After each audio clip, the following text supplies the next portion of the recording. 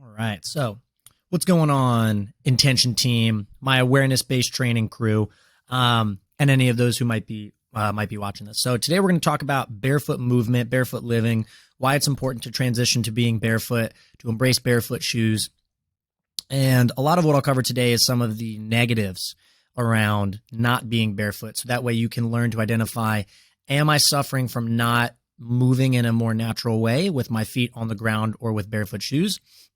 And what are some potential ways I can alleviate that? So why barefoot living? Common problems are usually based at the foot, but can work their way up the chain. So we might have plantar fasciitis, we might have a bunion, we might have Achilles tendonitis, but then up the chain, we start to see things like runner's knee, which is where you have pain at the bottom of your knee joint, right on the patella, or below that as it runs towards that little bony protuberance that juts out from the front of your shin. Then you could have pain on the side of the knee, which is that runner's knee. You could also have hip pointer pain on the side, lower back pain on that side. And then you start to have fear and anxiety around some of these future problems, because anyone that's had plantar fasciitis, once you get it to go away, it is like, I'm afraid to run. I don't know if I want to be jumping in group class. I don't know if I want to be going on longer distance runs, shorter distance runs. I don't know if I want to run at all, because the pain is so uncomfortable, and it's also usually most intense in the morning. And it's one of those things where that overuse injury really becomes uncomfortable and extremely painful. And that's just not something that we want to have. So re-injury can be extremely common with these as well if we don't address the root cause of the problem, which is, in my opinion, what we're wearing on our feet and then how frequently we're moving. And this leads to a lack of longevity and, again, a loss of progress. Where we have bunions for a long period of time, maybe we end up opting for surgery, even though bunions are not genetic. They are a dislocation of your big toe over time from tight shoes, and we'll talk a little bit about that. You start to get a weaker arch, you start to get a flat foot, and you get a loss of efficiency in how you're moving. You're literally moving less effectively, because your foot cannot function in a natural way. So let's dive in. So how can barefoot help us? It can improve our balance and coordination. It can improve connection of firing musculature up the chain and awareness of that. And then we have better transition in movements, meaning going from a walk to a jog to a sprint, learning how to move laterally correctly, and especially rotational-based movements as well. I just realized I was looking down. Look at the camera. So yeah, and we'll talk about pigeon toe, and I'm going to show you some photos there. Okay, let's talk about your shoes. Obviously, the feet of a modern businessman is not super great. I'm going to show you my shoe. Woo! This is a Earth Runner. I love these things. This is like fantastic. Let me actually turn this blur off for a moment.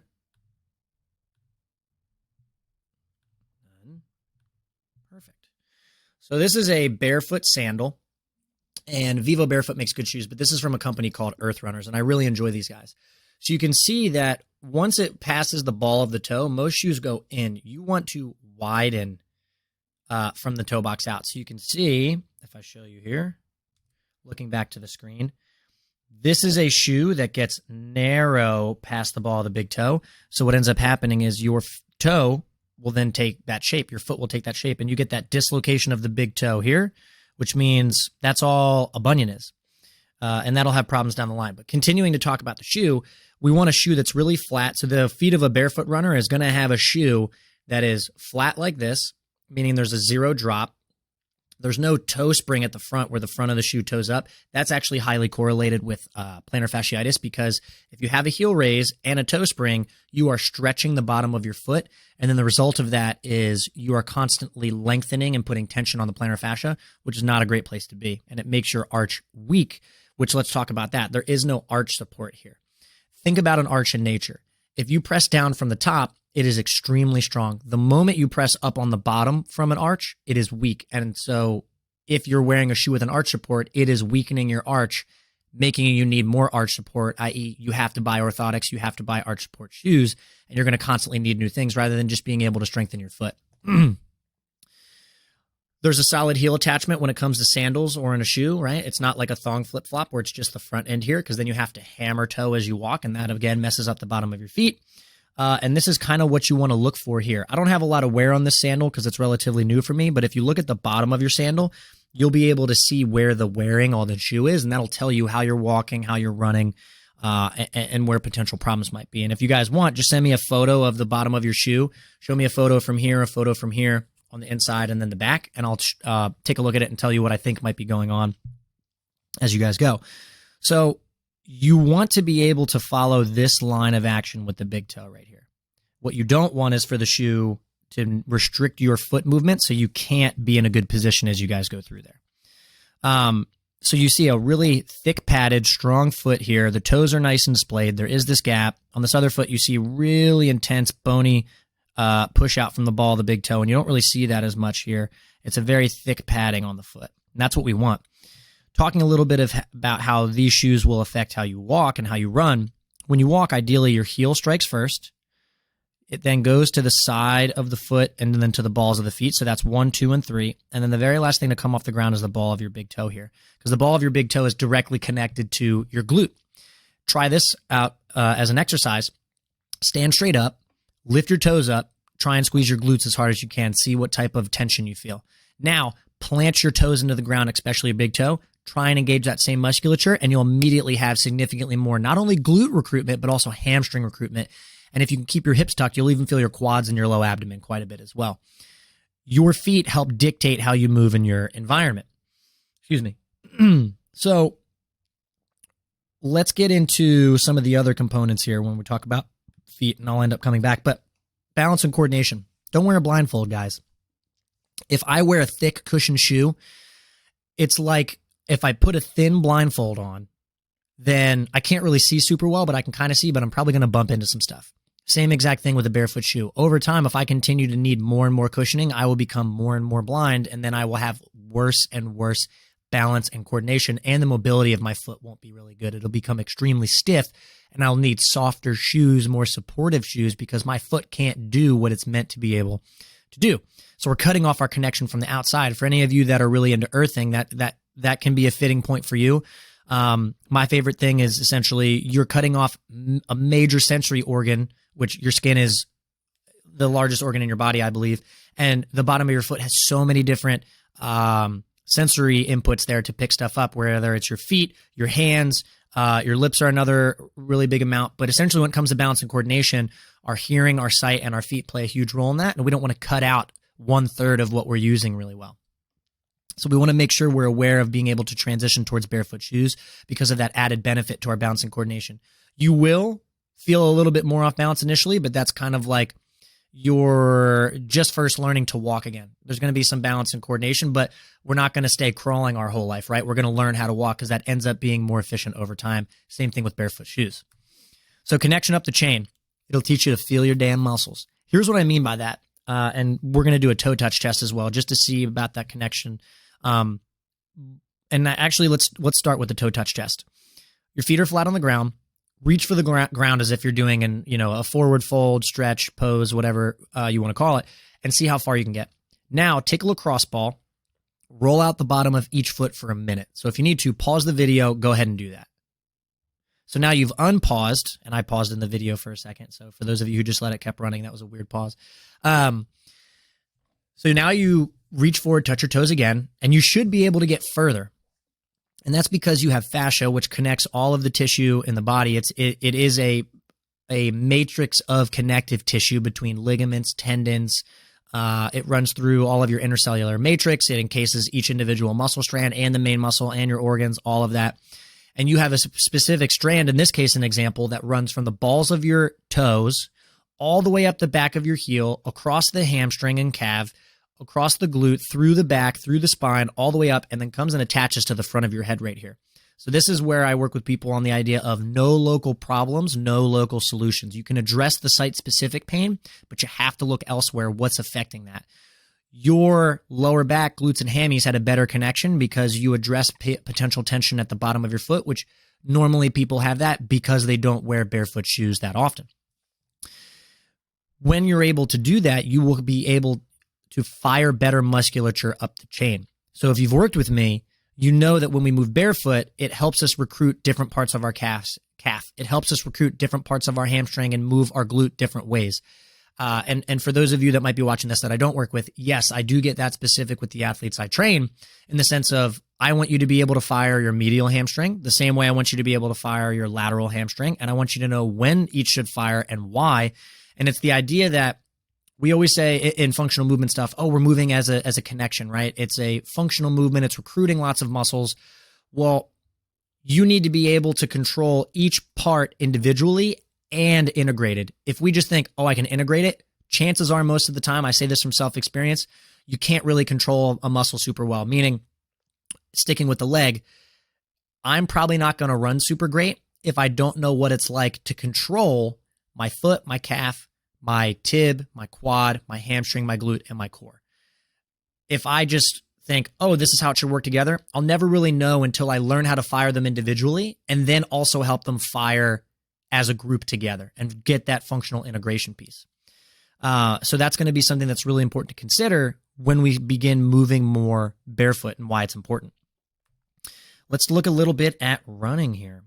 So obviously we don't want to be heel striking, and that's why there's such a massive heel cushion on a lot of shoes. A lot of people don't know this, but athletic wear companies that create shoes made a heel cushion and made a toe spring because they thought it would make your running more efficient. And this is in at least part true as far as that's part of the reason why they did it.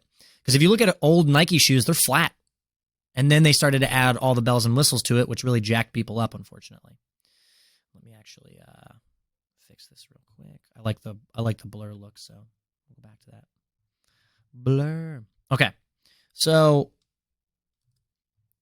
when you have that toe spring, it's supposed to help you with a toe off and running. When you have that heel cushion, it's supposed to shock absorb. Well, actually, research shows that when you wear a thick heel cushion shoe, your foot has to throw onto the ground harder to give you feedback that you're not getting because you're wearing a cushion. So it defeats the purpose of the shoe. Then you get this straight line running through the leg and through the knee and through the low back, and you end up running in an awkward way where if you look at this individual over on the left-hand side, you can see that her foot is rotated outward. What does this mean? This means my shin is rotated, and you can see it a little bit with her tibia, and her quad is rotated out. And you start to get this twisting motion on a knee, which is supposed to be a hinge. And the knee can twist a little bit, but it doesn't like twisting a lot. So in the cases of these individuals that I see, we end up getting things like meniscus tears. We end up getting things like runner's knee, heel spurs, plantar fasciitis, and we end up getting a lot of lower back movement. Taking you guys back to that initial foot one, when I run and I have a barefoot shoe, it allows me to strike the slight outside part of my foot, 1, across the pad of my foot, 2, the heel gently taps, 3, and then the big toe is the last thing to come off. And that's a proper running technique as I go through. When I can't do that, I have to have my foot rotated out like the individual that was on the bottom left screen. And then I have to start spinning my foot here, and it stays rotated out as I run. So what's the result? If I can't recruit my inside hamstring, which would be in a pigeon toe position, which is where your big toes are pointed towards one another, and you can have this portion of the foot strike and then pull you through once it punches on the ground to fire your hamstring. Well, if the hamstrings aren't doing the work, here's unfortunately what is the lower back, right? I see this a lot with people that have sciatica too. Their glutes aren't doing work. It's either too lengthened and is putting tension on the piriformis, on that nerve, or it's so tight because they're rotated out so much. And so it's not necessarily always a stretch it solution or potentially a fire it solution, but it might be what muscles you're recruiting above and below it. So if I land in this heel striking position and I cannot recruit my inside hamstring, my lower back will do an arching motion that way, so that way I can propel my whole body further forward. And that's not really great because then we're literally using our lower back to run. So if you have lower back pain when you run, this is a really common movement pattern that you end up adopting, which is not super great for the body. Going on to our next slide, how we navigate movement, right? I like to think about it in this way. And this is why I follow the barefoot breath and body tension approach when I train people in awareness-based training. And that is your feet help you navigate the environment and recruit musculature up the chain to do so. Your hands help you manipulate the environment and recruit muscles up the chain also to do so. So the point behind this would be core to extremity is true, but our extremities also help us recruit to the core. Meaning, if I wear a mitten my whole damn life, I will recruit musculature to my core differently no matter how good I can brace my core. I just will have a different recruitment pattern. But if I learn how to control all the different motions of my hand, and it's a very flexible, pliable thing that's extremely strong in many ranges of motion, I'm going to know how to fire different musculature dramatically different. And that's why when I take people through this 12-week awareness-based training program, one of the weeks later on we cover after we start with the foundations is we talk about hand shapes. And I learned that from a group called WEC Method. And it's extremely important to learn how to create that fascial tension up the chain, the same way with our feet in this case. If I don't know how my foot feels, if I don't know how it's striking the ground, and if I don't know what it feels like to control the foot position, I won't recruit my tib muscle correctly, the front of my shin, which is a major ankle stabilizer and protects the knee as well. I will be most likely all calf if I end up running on my tiptoes. So the opposite of heel striking would be I'm a tiptoe runner. And then my calves are going to feel like they're going to blow up, and I'm not recruiting any hamstring. And if my legs are rotated out, if I am recruiting hamstring, it's only lateral hamstring, which is more explosive. It's lateral quad. Now my IT band's getting a bunch of tension, and I'm stretching it and rolling it out, and it's not resolving any problems. And it's because I'm firing the wrong body tension. So you want to pay attention to which part of your foot is hitting the ground and how your foot is moving. Because if I land on the ball of my foot, the ball of my foot is my pivot point on the big toe for when I walk. But the outside of the foot, that ball of more of like the fifth, fourth, and third toe going out to in, pinky toe in, those are our more athletic, striking the ground when we're sprinting base. Now, if you do see some elite sprinters ended up landing with their feet rotated out, I'd have to go back and look, but I don't believe they maintain that the whole time. And my perception of when their feet are rotated out, when you begin that external rotation, you are getting extremely explosive. That's when we want that tension outward. That's when my glute fires, parts of my glute fire more, my lateral hip fires more, my outside hamstring fires more, my outside quad fires more, because I'm trying to take tension away from the middle of me. Whereas if I'm doing a longer distance run, I see a lot more people landing more of that foot pulling in as it strikes the ground and pulls in, because we're getting more of that internal tension, which is what you want when you run forward. So it also depends on the task at hand. So as we move through helpful how-tos, right, these are a couple exercises and I'll talk about in a second. But again, the main point is if I don't want foot pain right now, or if I say I don't have foot pain, take your shoes off, move around. If your foot starts to ache, your foot can improve. If I can improve that stuff, I will have a dramatically different global movement pattern. Everything will change by changing my feet. That's why it's so important to start here. So different exercises you can do, and I'll post the links for this. And if I share the PowerPoint slide with you, you'll be able to click on the links. We have the tib wall lift, which is strengthening that front part of the shin to help stabilize the ankle, protect the knee, and bring awareness to how we move the foot. Leg extended glute bridge will teach us how to fire our hamstrings. We have a big toe and little toe lift. I'm going to shoot the video for that. I'll share it with you guys, but it's lifting just the big toe without the little toes moving and with no ankle movement. Then it's lifting just the little toes without the big toe moving with no ankle movement. Then we have our rock and drop, which is a movement where you're learning how to shift weight forward and backwards on those lines of the foot, drop down, knees over toes, rock back into the bottom of squat, vice versa, and come back up. And that's going to be a really beneficial piece. So if you guys do have any questions on this, shoot me a text message if you have it. Reach out to me on social media. I'm pretty frequent using on there, right? It's @sweet_Mitch. And I'll be able to answer any questions you guys have. And if you're interested in going through this 12-week initial starting program with me, which I do have variations of hybrid and working completely customized one-on-one individual, you can go to my website, awarenessbasedtraining.com, and you can book a time to meet up with me there. But other than that, have a great rest of your day, guys. And like I said, let me know if you have any questions, and let's get moving barefoot.